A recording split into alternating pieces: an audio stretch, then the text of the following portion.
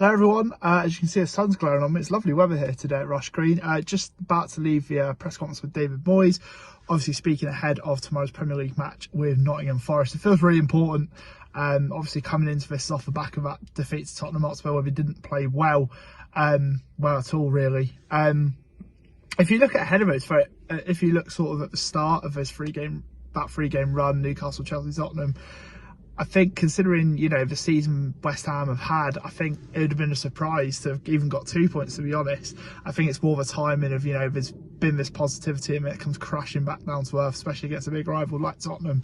So, I think if they beat Forest tomorrow, it kind of undoes that Tottenham game. I don't think you could really expect to get an awful lot from Tottenham. Obviously, they've been in a bit of bad form as well, but, it was a pretty flat performance, if I'm honest. So, yeah, huge game against Forest, but fingers crossed it will go West Ham's way. So yeah, about a press conference, quite a longer one. I think there was 4 broadcasters, and there's normally only 2 or 3, and then there's the written section, which obviously embargoed till later on. So it was a little bit longer today, plenty discussed. There's a bit of chat about the passing of John Motson this week, also the 30th anniversary of the death of Bobby Moore. All these quotes, by the way, are up on Football London now by the time you've watched this, so you can have a look for yourself. But yeah, he speaks about, it doesn't, his demeanour throughout the whole season, he hasn't looked like a man under pressure, even when West Ham's really been struggling, and it's the same again today. It shows that he feels really backed, really supported by the board, and I don't think that's changed at all this season, despite the struggles West Ham have had.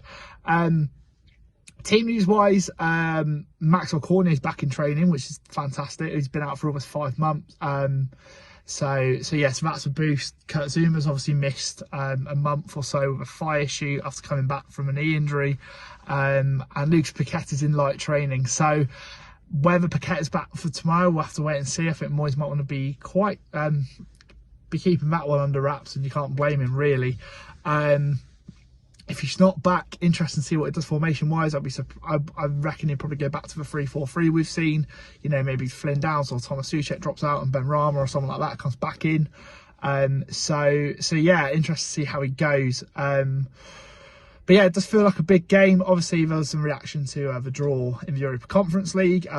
West Ham off to AEK Larnaca in Cyprus, if you haven't seen. So the first leg is Thursday the 9th of March. I don't think there's been a confirmed date for the second leg yet. I think it's meant to be the 16th at London Stadium, but Arsenal are playing at home in the Europa League on the same night, so I don't know what exactly happens there. There might be a bit of a change around, but we'll have to wait and see. But it looks like the Larnaca game is all confirmed for 13 days time out in Cyprus, so that should be exciting. Also a bit of news, the FA Youth Cup draw, in case you hadn't seen, West Ham got to the semi-finals of the FA Youth Cup earlier this week for 4-2 win at Ipswich. The draw for that, the semi-finals of that have now been made. West Ham will play at home to either Preston, North End or Southampton. Their quarter-final takes place next week, I believe.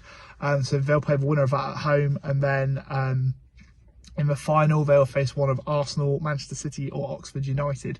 So yeah, outside of the Premier League, quite, in Europe and in the Youth Cup, pretty exciting.